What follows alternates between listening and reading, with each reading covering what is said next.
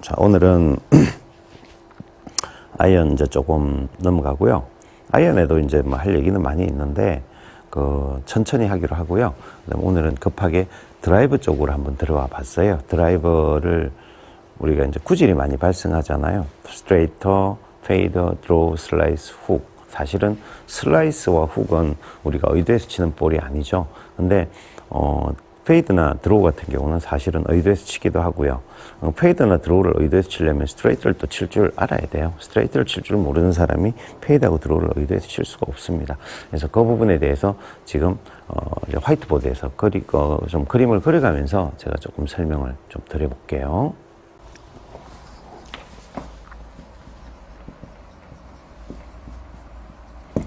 드라이브 구질에 대해서 간단히 우리 좀 정리를 해놓고 갔으면 좋겠는데요. 내가 최소한 이 정도 내용은 알고 있어야 될 것 같아요.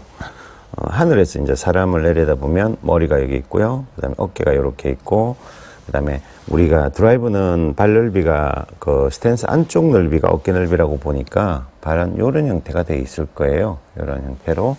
그리고 볼 포지션은 약간 우리가 왼발 뒤축 선상에 맞춘다고 봅니다. 드라이브는 그렇게 다들 배웠을 거고 그렇게 알고 있을 거예요. 그러고 나면 왼팔은 요렇게, 오른팔은 좀 앞으로 좀 더 나올 거예요. 왼쪽 허벅지 쪽에 맞추니까. 그 다음에 채는 요렇게 나올 거예요. 이렇게 나오면, 요런 형태가 되겠죠. 뭐, 조금 많이 갔나요? 옳지. 이렇게. 뭐, 요런 형태로 이제 드라이브 채가 놓이겠죠. 이렇게 놓이게 되면, 드라이브는 첫 번째, 드라이브가 스트레이트가 되기 위해서, 똑바로 가기 위해서는 저 두 가지 조건이 충족이 돼야 돼요. 첫 번째 조건이 뭐냐면 클럽 페이스예요. 클럽 페이스가 정확히 스퀘어로 맞아야 돼요. 우리가 스윙을 하면, 백스윙을 하면, 정상적인 스윙을 하는 사람이라면 클럽 페이스가 백스윙을 할 땐 조금씩 이렇게 열리게 돼 있습니다. 열리게 돼 있고요. 공을 치고 나면 또 이쪽에서는 솔직히 조금씩 닫혀가는 구조가 되게 돼 있습니다. 이렇게 이제 클럽 페이스가 열렸다 닫혔다 하면서 맞게 되는데, 이 클럽 페이스가 여기서 스퀘어로 만드는 거는 왼손 그립이 연결돼 있어요. 왼손 그립. 왼손 그립을 어떻게 잘 잡느냐가 굉장히 중요하고요. 그 다음에 손목 회전, 로테이션이라고 하고, 뭐, 릴리스라고도 하고, 뭐, 여러 말을 쓰죠. 요 두 개가 정확하게 일어날 때는, 클럽 페이스는 스퀘어로 맞게 되어 있습니다. 그냥 이거는 고민할 필요도 없어요. 두 번째는요, 헤드의 진행 경로예요. 헤드의 진행 헤드의 진행 경로가, 요렇게, 클럽 페이스가 똑바로 맞는 전제의 헤드의 진행 경로가 요렇게 진행이 되면, 이쪽으로 사이드 스핀이 걸리겠죠. 가다가 때린 힘은 좋은데 이렇게 맞는 거예요. 페이스가 이렇게 오면서 이렇게 맞는 거예요. 이렇게 맞으니까 깎여 맞는다고 하잖아요. 때린 힘 때문에 똑바로 가요.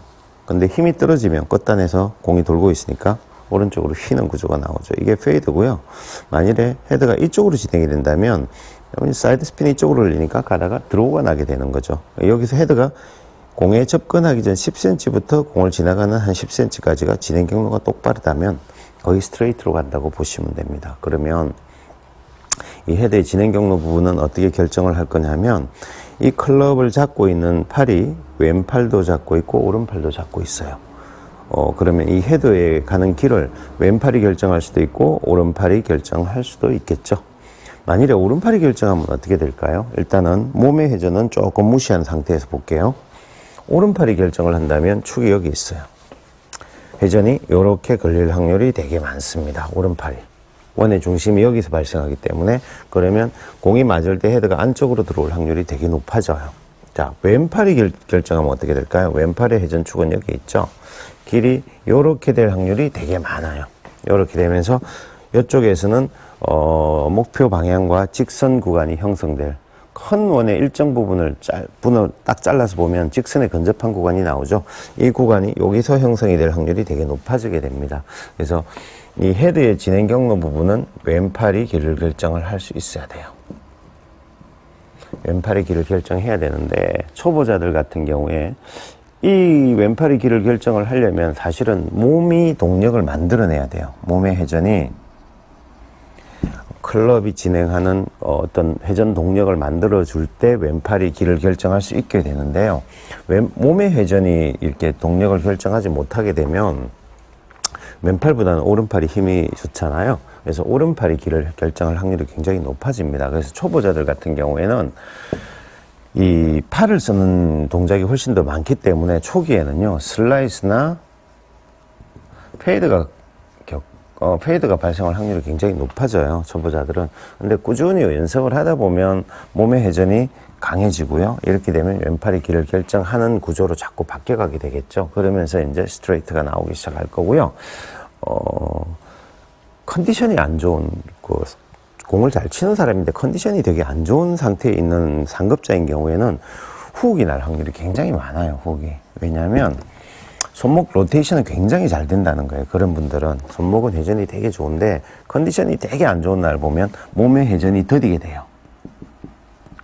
몸의 회전이 더디게 되면 손목 로테이션이 여기 요 구간에서 일어나야 되는 로테이션이 이쪽에서 일어나는 구조가 많이 발생이 돼요. 그래서 보통 잘 치는 상급자 같은 경우에는 첫 톨에 몸이 덜 풀려 있는 상태에서 공을 치면 훅이 발생하는 경우가 많이 생깁니다. 여기서 도니까 클럽이 다쳐버리겠죠.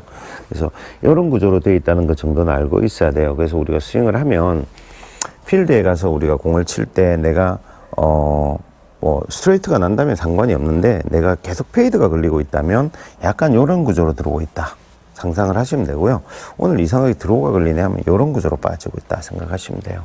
근데 요런 길로 가느냐 요런 길로 가느냐는 사실은 여기 백스윙 탑에서의 샤프트의 방향과도 연결이 되어 있어요. 사실은 이런 것들하고 연결이 되어 있는데 그거하고 일단 구질이 형성되는 거는 이 부분에서는 어떤 문제 때문에 일어나고 있다는 걸 알고 있으면 드라이브 구질을 필드에서 공을 치다가 어떤 임시 방편으로 뭔가를 조치할 수 있는 어떤 해안이 생기지 않을까 싶어요. 그래서 근데 초보자들한테 이제 이런 걸 설명을 해준 다음에 자, 이제부터 이걸 생각하면서 연습하세요 이러면 그 사람들이 연습을 할 수가 없단 말이에요. 그래서 이 구조대로 갈 수 있게 연습을 해주는 제시법이 뭐냐면 연습법이죠. 연습법이 드라이브를 던져라. 드라이브를 던지는 걸 알게 되면 여기에 해당되는 요 부분에 해당되는 부분들이 거의 충족하게 된다는 걸 알게 돼요. 그래서 오늘은 전체적으로 드라이브 구조가 어떻게 돌아간다는 것만 설명을 좀 해드리고요. 다음 시간에는 제가 드라이브를 던지는 법에 대해서 좀 설명을 해드릴 거예요. 보통 오래 딴 데서 배우다가 오신 분들, 교정하시는 분들 오면 제가 물어보거든요.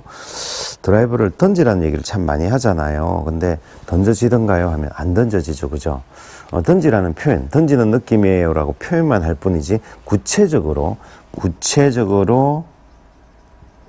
던지는 방법을 가르쳐 주지 못한다는 거죠.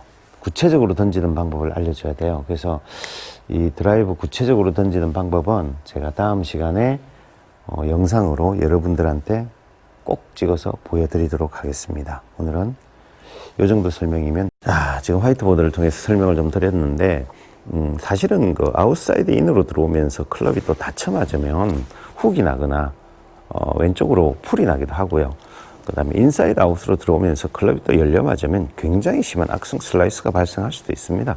그러니까 뭐 인사이드 아웃이라고 해서 무조건 뭐 클럽 페이스하고 진행 경로하고 뭔가 맞춰졌을 때 구질이 나오는 거고 그만큼 드라이브가 되게 민감하다는 거죠. 근데 우리가 공을 치다가 뭐 페이드가 걸렸다, 드로우가 걸렸다 아니면 악성 슬라이스가 났다 아니면 악성 훅이 발생했다 이런 경우에 조치할 수 있는 여러 가지 방법들이 생길 수가 있잖아요. 저 내용을 알고 있으면 그죠. 그런 의미에서 이제 오늘은 저 영상을 한번 설명을 해봤고요. 다음 시간에는 제가 드라이브 던지는 연습법을 꼭 바로 영상을 만들어 가지고 여러분들한테 설명을 해드리겠습니다. 드라이브 던지는 연습법을 이렇게 알게 되면 전체적으로 이제 드라이브 비거리 내는 것도 굉장히 많이 좋아지고요. 일단 스윙 모션 자체도 굉장히 멋있어집니다. 그리고 굉장히 동작도 깔끔하고 단순해지게 돼요. 그래서 다음 영상 올리면 꼭 구독해 주시고요. 오늘은 여기까지 하겠습니다.